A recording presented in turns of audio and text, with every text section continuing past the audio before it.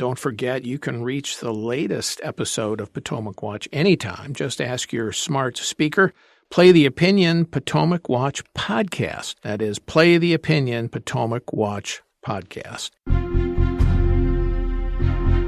From the opinion pages of the Wall Street Journal, this is Potomac Watch. Welcome back. I'm Paul Gigot with Kyle Peterson and Bill McGurn. All right, let's turn to our other topic today, and that is the convening of the 119th Congress, which opens on Friday, January 3rd. And the first order of business in the House will be the vote for Speaker, Mike Johnson being the current Speaker and the candidate to, again, be Speaker in the House. But he needs a majority to pass that, and there's no guarantee he's going to get it. Donald Trump has endorsed him and has even said he'd be willing to make calls on his behalf, if need be. But the House majority, Bill, is only going to be 2 seats, the smallest majority in, I think, 70-some years. And Thomas Massey, a Republican from Kentucky, who opposes just about everything, is going to oppose Johnson, he says. So that means that if there are 1 or 2 others that decide that they want to take Johnson down, they can. And Democrats have sworn that we're not going to help them this time. We helped them on a budget or 2 votes last Congress, but not this time. Let's listen to Mike Johnson, the Speaker, talk about his chances. It's a numbers game. We have the smallest margin in U.S. history. We'll have a margin of probably 2 votes tomorrow during that, so can only afford to lose 1 or 2. But I think we'll get it done. I really do. I've talked to every single one of those friends and colleagues over the holidays. We'll be talking about process reforms inside the House, and I've encouraged all of them, and I think the reason they're all going to vote yes is this. We're shifting into a brand new paradigm. We have unified government that begins tomorrow. We have the White House, the Senate, and the House, a totally different situation than we dealt with over the last 14 months since I've been Speaker. That, Bill, is a very important point the Speaker makes, which is that when they only had 1 House of Congress, the House, and the Democrats ran the Senate and the White House, voters could say there was split responsibility. The chaos in the House that prevailed in the last Congress, well, it didn't hurt them, it seems, too much anyway, in the election in November. But now Republicans are in control. If they can't govern, voters will see it, and they're going to say, oh, can't blame Democrats. Yeah, the Speaker is exactly right. If we didn't have this tight majority where every vote is potentially the defining vote, no one would know Thomas Massey's name. It's only this tight margin that gives him the power to make the threats he does.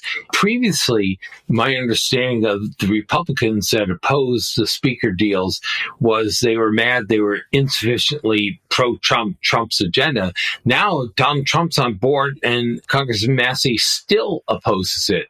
And with all this being said, I support some of the things Massey wants with the budget, but the way he's going about it brings the Republican Party no closer to his so-called objectives than they are today. You have to get things done, and you have to get votes. And as you say, Paul, there would be good reasons for the Speaker, if he doesn't get his agenda, if Massey and 1 other congressman said, doesn't matter what he says, we're going to oppose it, be a reasonable explanation. But the voters are likely not going to bite. They're going to say, you had majorities in the Senate, you had the White House, it's your fault you couldn't get things done. And it's amazing to me, after all we've been through, all the changes in policy that the Republicans want, they're going to risk it all. I shouldn't say they.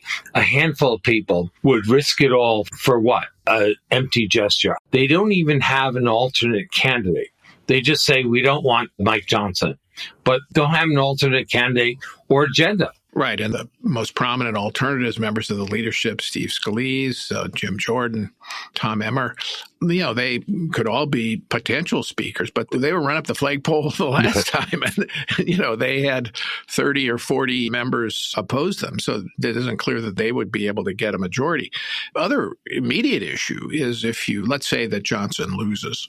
Okay, so the House is thrown into a tumult. The Republicans either have to scramble to have another vote for Johnson to see if he can get through and persuade the noes, or some other candidate has to come to the fore. And if you can't vote for a speaker, Kyle, then you can't have a sitting House, because the speaker swears in the other members. And if you don't have a House, you can't on Monday, on January 6th, then have a certification vote for the president, Trump, and Vice President J.D. Vance. So Chuck Grassley, President pro tem of the Senate, would become president for a while. And I'm sure that Senator Grassley, if not for the honor of it, would just as soon pass and be able to have President Trump in place. But this is kind of where we stand. So the stakes are not even in the immediate issue, never mind the agenda going forward, but just in organizing the House, the stakes are pretty high. Yeah, they definitely are. And that ought to keep some of these members in line, I guess, even if they don't like Mr. Johnson or would prefer somebody else as speaker. But the other problem with their argument, it seems to me, is that any speaker that they would put in his place is going to face the exact same political problem that Mike Johnson does now. And by the way, the problem that Mike Johnson faces is the same one that Kevin McCarthy was facing, which is when you have a small majority, you still have to pass bills. So Johnson's choices are he can pass a bill with Republicans only and keep all the Republicans in line if he can do that, or he has to go and get some Democratic votes in order to keep the government open, in order to raise the debt limit coming next year so that the U.S. doesn't default on its obligations. And the issue to me, it seems, is that there are some members of the Republican Party who are more interested in getting attention and raising their profile. And so maybe you could get a vote of all Republicans to cut the budget by 5%, let's say, but there's always going to be one or two who are going to say 5%.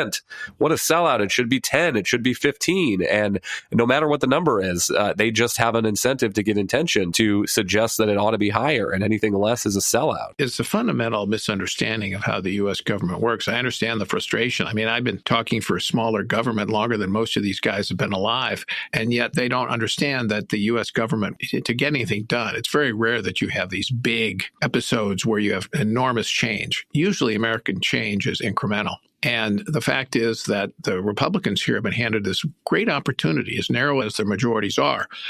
They don't have to deal with Chuck Schumer blocking a budget reconciliation bill, which allows it something to pass the Senate with only 51 votes, for example. Still has a filibuster, but you can get some important things done. Not everything. You can't balance the budget immediately, but you can get some very important things done if you have the coherence and stick together.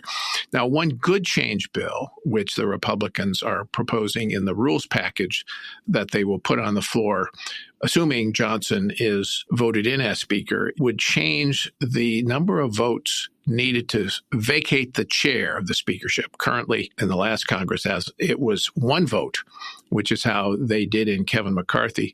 The rule change would mean 9 members would have to have at least 9 members come to introduce a motion to vacate the chair. And that would, I think, mean it's a much more difficult proposition to be able to topple the speakership mid-Congress. Yeah, I think that was designed deliberately, right? Yes. Absolutely. They wanted to take Speaker McCarthy hostage and basically control his every motion by having this threat hanging over him. You can't run anything that way, much less the House of Representatives.